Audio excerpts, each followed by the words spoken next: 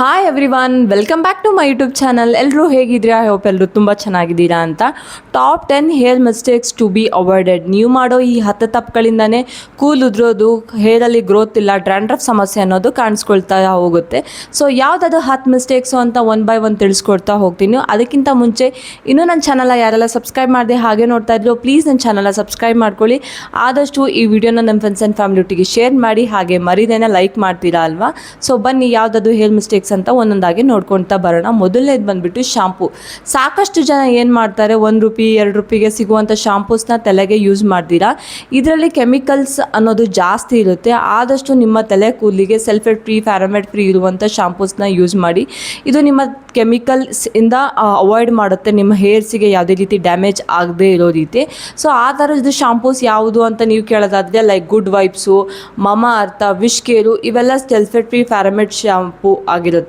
ಇನ್ನು ಆನ್ಲೈನಲ್ಲಿ ಆಫ್ಲೈನಲ್ಲಿ ಸಾಕಷ್ಟು ಶಾಂಪೂಸ್ಗಳೇ ಇರುತ್ತೆ. ಸೊ ನೀವು ನೋಡಿಕೊಂಡು ಬೈ ಮಾಡಿ ಅಂತಲೇ ಹೇಳ್ತಾ ಹೋಗ್ತೀನಿ. ಇನ್ನು ಎರಡನೇ ಪಾಯಿಂಟ್ ಬಂದುಬಿಟ್ಟು ಆಯಿಲಿಂಗ್. ಈ ನಡುವೆ ಏನು ಮಾಡ್ತಾರೆ, ಎಲ್ಲರೂ ತಲೆ ಕೂದಲನ್ನ ಹಾಗೆ ಡ್ರೈ ಆಗಿ ಇಟ್ಕೊಳೋದಕ್ಕೆ ಇಷ್ಟಪಡ್ತಾರೆ. ಸೊ ಆದಷ್ಟು ಈ ವಾರದಲ್ಲಿ 2-3 ಸಲನಾದರೂ ನಿಮ್ಮ ತಲೆ ಕೂದಲಿಗೆ ನೀವು ಎಣ್ಣೆ ಹಚ್ಚಲೇಬೇಕಾಗುತ್ತೆ. ನೀವು ತಲೆ ಕೂದಲಿಗೆ ಎಣ್ಣೆ ಹಚ್ಚೋದ್ರಿಂದ ನಿಮ್ಮ ಸ್ಕಾಲ್ಪು ಯಾವಾಗಲೂ ಮಾಯ್ಶ್ಚರ್ಡ್ ಆಗಿರುತ್ತೆ. ಅಟ್ಲೀಸ್ಟ್ 2-3 ಸಲ ಹಚ್ಚೋದ್ರಿಂದ ನಿಮಗೆ ಹೇರ್ ಫಾಲ್ ಅನ್ನೋದು ಕಡಿಮೆ ಆಗುತ್ತೆ ಅಂತಲೇ ಹೇಳ್ಬೋದು.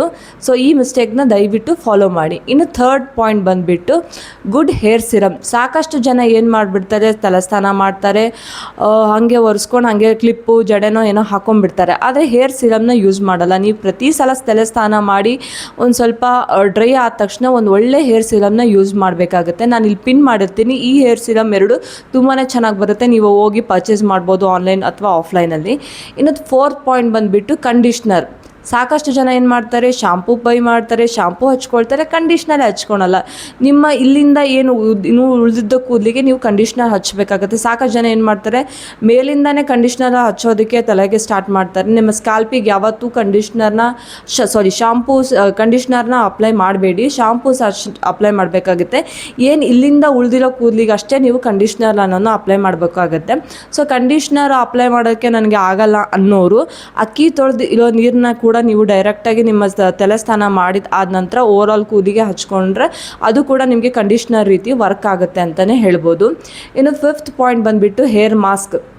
ಸಾಕಷ್ಟು ಜನ ಹೇರ್ ಆಯಿಲಿಂಗ್ ಮಾಡ್ತೀರಾ, ಒಳ್ಳೊಳ್ಳೆ ಶಾಂಪೂಸ್ನ ಯೂಸ್ ಮಾಡ್ತೀರಾ, ಎಲ್ಲ ಮಾಡ್ತೀರಾ, ಆದರೆ ಹೇರ್ ಮಾಸ್ಕೇ ಹಾಕಲ್ಲ. ನಿಮ್ಮ ಅಟ್ಲೀಸ್ಟ್ ವಾರದಿಂದ 1 ಸಲನಾದರೂ ಹೇರ್ ಮಾಸ್ಕ್ನ ಹಾಕೊಳೋಕ್ಕೆ ನೀವು ಟ್ರೈ ಮಾಡಲೇಬೇಕು. ನಿಮಗೆ ಯಾವಾಗ ಫ್ರೀ ಇರ್ತೀರೋ, ವಾರದಲ್ಲಿ ಸಂಡೇನೋ ಅಥವಾ ಸ್ಯಾಟರ್ಡೋ ನಿಮಗೆ ಯಾವಾಗ ಫ್ರೀ ಇರ್ತೀರೋ ಒಂದು ಹೇರ್ ಮಾಸ್ಕ್ನ ಹಾಕ್ಕೊಳ್ಳಿ. ಹೇರ್ ಮಾಸ್ಕ್ ಹಾಕೊಳೋದ್ರಿಂದ ಹೊರಗಡೆ ನಿಮ್ಮದು ಕೂದಲು ಏನಾದರೂ ಡ್ಯಾಮೇಜ್ ಆಗಿದ್ದರೆ ಅದೆಲ್ಲ ರಿಪೇರ್ ಆಗುತ್ತೆ.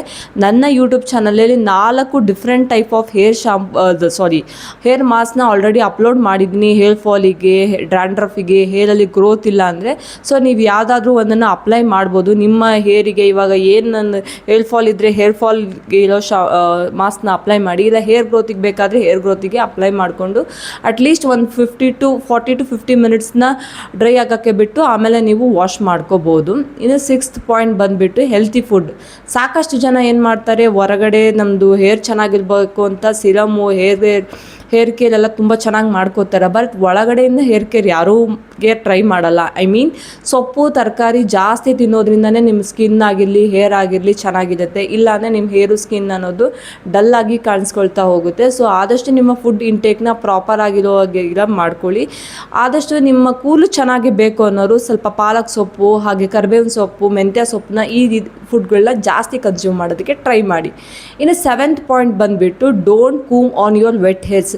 ಸಾಕಷ್ಟು ಜನ ಏನು ಮಾಡ್ತಾರೆ, ಹಸಿ ಕೂಲಿದ್ದಾಗೆ ಹಾಗೆ ತಲೆ ಬಾಚ್ಕೋತಾರೆ. ಈ ರೀತಿ ನೀವು ಬಾಚ್ಕೊಳೋದ್ರಿಂದ ನಿಮ್ಮ ಕೂಲ್ ಉದುರೋದನ್ನೋದು ಜಾಸ್ತಿ ಆಗಿ ಕಾಣಿಸ್ಕೊಳ್ತಾರೆ. ಈ ತಪ್ಪನ್ನು ಮಾಡಬೇಡಿ. ಕಂಪ್ಲೀಟಾಗಿ ನಿಮ್ಮ ಹೇರು ಡ್ರೈ ಆದ ನಂತರ ನೀವೇನು ಮಾಡಬೇಕಾಗುತ್ತೆ, ತಲೆ ಬಾಚ್ಕೋಬೇಕಾಗತ್ತೆ.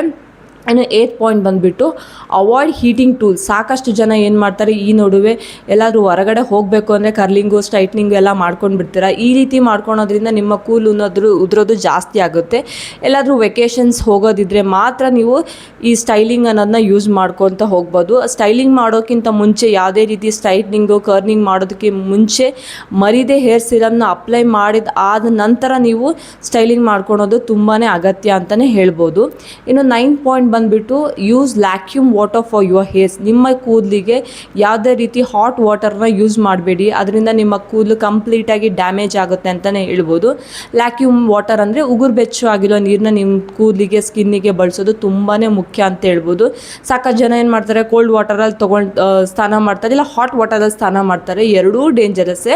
ಸೊ ಆದಷ್ಟು ವ್ಯಾಕ್ಯೂಮ್ ವಾಟರ್ ಮಾಡೋದ್ರಿಂದ ನಿಮ್ಮ ಕೂದಲಾಗಲಿ ಸ್ಕಿನ್ ಆಗಲಿ ಚೆನ್ನಾಗಿರುತ್ತೆ ಅಂತಲೇ ಹೇಳ್ಬೋದು. ಲಾಸ್ಟ್ 10th ಪಾಯಿಂಟ್ ಬಂದುಬಿಟ್ಟು ಟೈಟ್ ಹೇರ್ ಸ್ಟೈಲ್. ಯೂಶ್ವಲಿ ಹೆಣ್ಮಕ್ಳು ಏನು ಮಾಡ್ತಾರೆ, ಮನೇಲಿದ್ದೀವಿ ಬಿಡು ಅಂತಂದು ಸುಮ್ಮನೆ ದಪ್ಪಗೆ ಗಟ್ಟಿಯಾಗಿ ಜಡೆ ಎಣ್ಕೊಳೋದು, ಇಲ್ಲ ಜುಟ್ಟು ಹಾಕೊಳೋದು, ಈ ರೀತಿ ಮಾಡ್ತಾರೆ. ಈ ರೀತಿ ಟೈಟಾಗಿ ಮಾಡಿದಾಗ ನಿಮ್ಮ ಸ್ಕಾಲ್ಪಿಗೆ ಇರಿಟೇಷನ್ ಆಗಿ ಹೇರ್ ಫಾಲ್ ಅನ್ನೋದು ಕಾಣಿಸ್ಕೊಳ್ತಾ ಹೋಗುತ್ತೆ.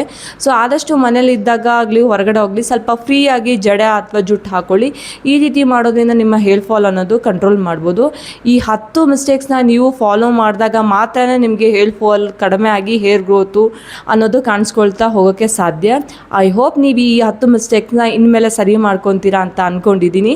ಐ ಹೋಪ್ ಈ ವಿಡಿಯೋ ಇಷ್ಟ ಆಗಿದ್ರೆ ಲೈಕ್ ಮಾಡಿ, ಕಮೆಂಟ್ ಮಾಡಿ, ಹಾಗೆ ಸಬ್ಸ್ಕ್ರೈಬ್ ಮಾಡ್ಕೊಳ್ಳಿ. ನೆಕ್ಸ್ಟ್ ಯಾವ ಥರದ ವಿಡಿಯೋ ಬೇಕು ಅಂತ ಕಮೆಂಟ್ ಸೆಕ್ಷನಲ್ಲಿ ಕಮೆಂಟ್ ಮಾಡಿ. ಡೆಫಿನೆಟ್ಲಿ ನಾನು ಅದ್ರ ಬಗ್ಗೆ ವಿಡಿಯೋ ಮಾಡ್ತೀನಿ. Love you all, bye, take care.